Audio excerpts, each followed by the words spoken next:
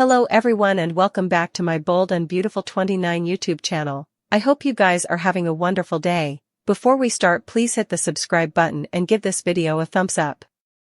Liam to rush over to the art academy. There will be 2 further blow-ups. Steffy reacts with horror to everything that goes down. Luna got into a struggle with Sheila over the gun. The grandmother is a reformed villain and understands the pain in Luna's mind. She also knows that Luna is just going to end up back in captivity or dead. Sheila has always wanted a way to earn true redemption with Steffy and Finn. No matter how hard Sheila has tried, she's no way been suitable to gain trust with the Forrester family. Sheila indeed saved Kelly's life, but that still didn't get any wimpiness from Steffy. Due to Sheila's history, asking for remission is a veritably altitudinous order. Steffy will be affrighted. Everyone in Steffy's life just assumed that Sheila and Luna were conspiring together. Nothing saw how desperately Sheila tries to get her granddaughter on the right path. Luna didn't hear and now has shot her own grandmother. Will Sheila live or die? How will Luna manage with killing the one person who was actually on her side? The dying man has been on a charge ever since his brain excrescence opinion to cover his family from Luna. Liam was fixated on that thing. When Liam bursts through the door, Luna likely shoots him before realizing that's Bill's son. There's no way that Bill can ever forgive commodity like this. There's also a third firing victim, but we're not sure who that's yet. Liam and Luna are both still rephotographing through September, so don't anticipate them to get killed off just yet. As for Sheila, it sounds like she could get killed off. Sheila has been really good since her marriage to Deacon. Redemption with Steffy and Finn has been insolvable. Maybe this is the only way for Sheila to truly be forgiven through death. Liam rushing to the art academy. There will be 2 further firing victims. Bill is distraught over being blocked from his own son. Lee is still drooling with Finn. They're talking about Luna. Both are in agreement that Luna wasn't born bad, but was a product of her parenting. Still, that doesn't give the girl any defenses for what she has done and is doing now. Luna was going to shoot Steffy.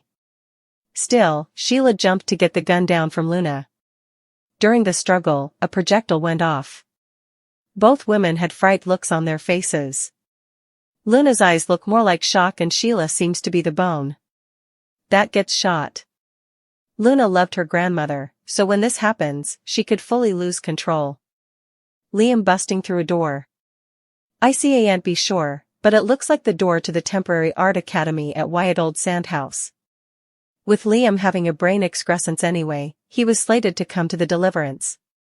Ever since his woeful opinion, Liam feels his charge is to save Steffy and Kelly before it's too late. Finn and Grace race into surgery, along with Bridge, while 3 cases go into the operating room. There will only be 2 reclamations. There will also be a scene that shows Bill rushing up to the sanitarium. Bill has presumably heard about the firing. Bill wants to see Liam. He's blocked by both Ridge and Taylor now. Tridge isn't related to Liam, so I'm not sure how they determine who goes to see the youthful man.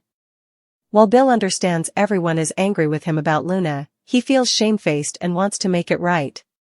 So, how is Bill going to do that? Luna showdown. Finn makes a protestation. Lee bashes Poppy. At the art academy, Sheila tells Luna to put down the gun. Luna keeps holding the gun tightly, aimed at Steffy. Luna claims she's not going to hurt anyone.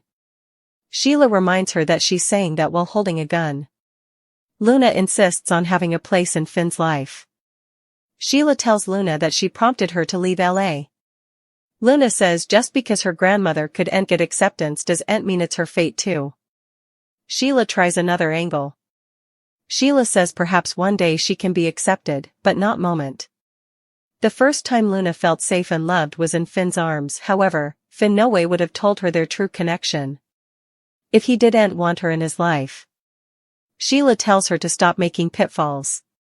The youthful woman claims she's not. Steffy tells Luna that if she's really not in any peril, also she's leaving and calling the police. Luna orders her to stop. By the time Steffy turns around, Sheila has seized the gun and the 2 ladies are fighting over it. Suddenly, a shot goes off. At sanitarium, Finn tells Lee about Steffy meeting with Hayes' art school teacher. He's also rejecting a lot of calls from Sheila. The elder Croker thinks Sheila is trying to force her way into Finn's life again. Lee calls Sheila the worst mama in the world, right next to Poppy. Lee is sick about Finn and Poppy. No wonder her family ended up with a monster child like Luna. They both agree that Finn needs to cover his family from Luna. Finn feels shamefaced about not being suitable to cover Luna growing up. Lee says the blame goes on Poppy. Finn can't help but feel he could have made a difference in Luna's life. Finn also realizes that he wouldn't be who he's moment if Sheila had raised him. It was Lee's love that made him a good man. Lee remembers that Luna was a sweet little girl and really adored Finn.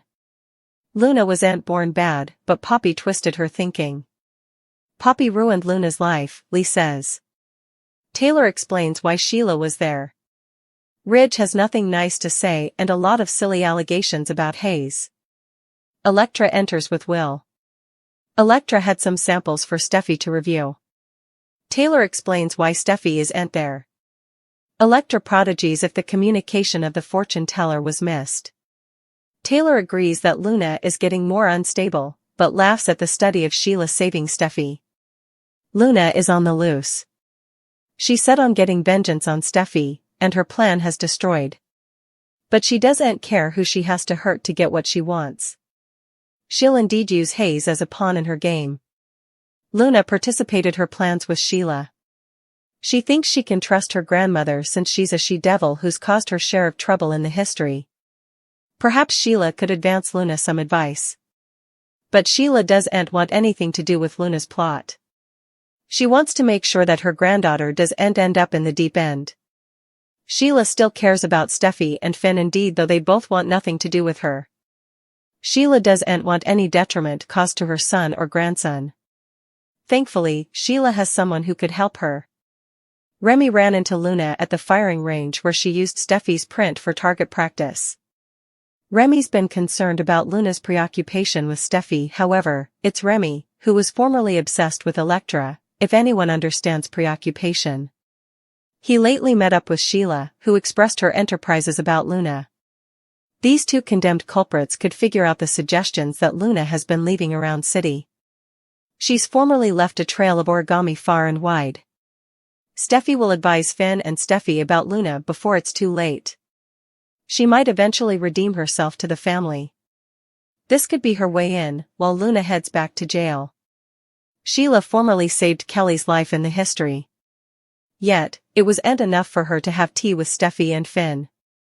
Remy could also redeem himself in the eyes of the Foresters. Thankfully, he's no longer obsessed with Elektra. Helping to get Luna back in jail will prove that he's come a better man. Perhaps his former friend will see him in a new light. Will might watch out. Elektra could end up forgiving Remy and allowing him back in her life again. Taylor has arrived to watch Hayes while Steffy heads to the academy for a meeting about Miss Sunshine. Luna holds Hayes' schoolteacher at gunpoint. She asks Luna what she's going to do to Steffy. Grace pressures Finn to move Liam to start treatment ASAP. Finn worries about the side goods of the treatment. Grace gets it but knows Liam wants to be around for his kiddies as long as possible. She urges him not to let Liam put treatment off another day. Just also, Grace gets a textbook which easily torments her. Liam returns Beth's unicorn stuffed toy. Hope says Liam can visit her whenever. They talk about their son and Liam knows his son will soon know he's dying. Hope can't believe there will be a time soon when he's no longer around. Liam hates what his illness is doing to his favored bones. Which is why he no way wanted anyone to know. His focus right now needs to be on his children and family.